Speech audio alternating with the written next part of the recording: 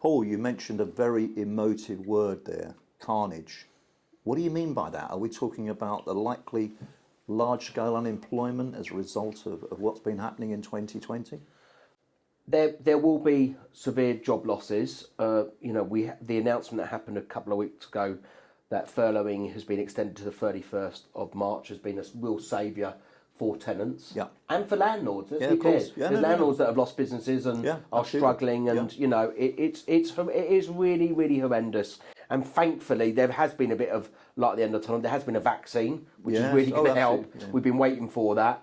But the reality is with everything that's going to happen, you'll see a whole change in the buy-to-let market. You will see tenants that will be losing jobs. You'll see landlords worried about the type of tenants they've got in, and are their industry vulnerable with regard to losing their jobs.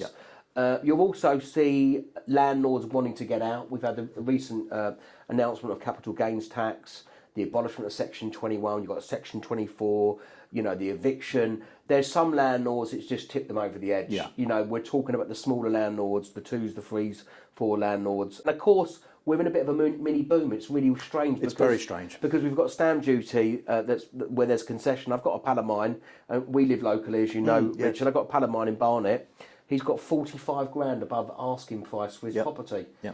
It's really weird. It's really weird. But you speak to agents out there. Demand, obviously, for sales is really strong. Rents in London have come down. I was going to ask you about London. So, what you've just described, are you seeing this more anecdotally impacting the London market on landlords? Because obviously, London in particular has seen this phenomenon of a lot of the previous short-let accommodation let to corporate tenants who are now not working in their offices in the City of London, are switching their properties over to the longer-term buy-to-let market. And the impact of that, of course, is that there's a lot more supply, and rents have come down as the recent data is showing. Most definitely. Look, in lockdown, I did 40 webinars, right, and Facebook Lives. I said in the second week of lockdown, I said that rents will come down, and they will come down in London.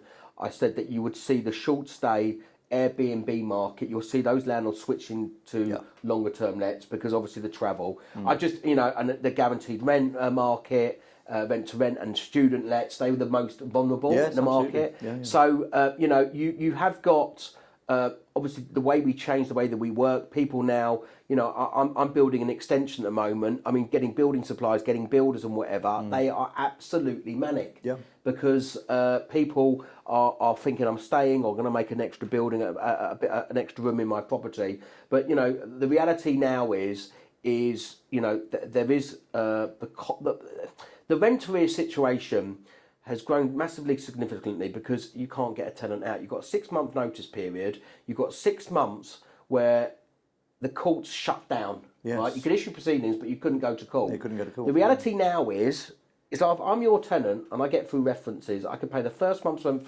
first month deposit. Month 2, stop paying the rent.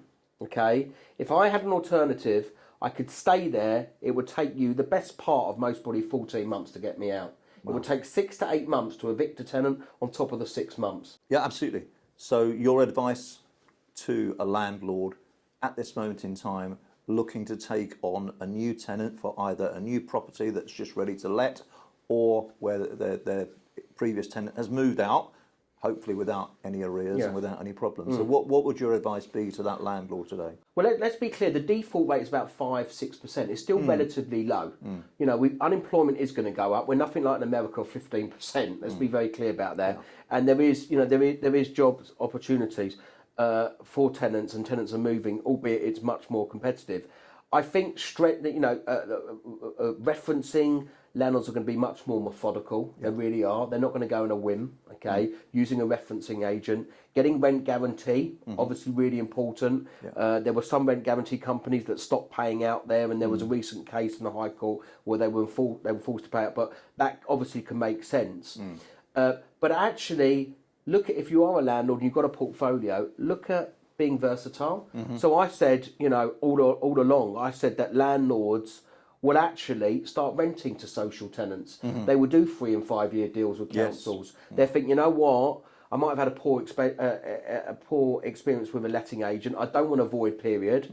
You know what? As a landlord, and I've got a tenant. I use an example. I've got a tenant in Spain. I've had him there for 6 years. I haven't put the rent up. You know, no news is good news. No, absolutely. I'll keep the rent, and we've had this conversation many times before, yes. Richard. You'll keep the rent lower. You've got a good tenant. You'll keep them as long as. And you know what? Everyone falls on hard times. That does happen.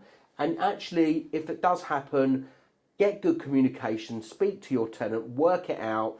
If they are genuine and they're transparent, they will try and make it up, and actually it can make your relationship stronger. Because prior to COVID, the average term of a tenancy was 4 years and 3 months. Yeah, no, people forget that. absolutely, no, yeah, absolutely.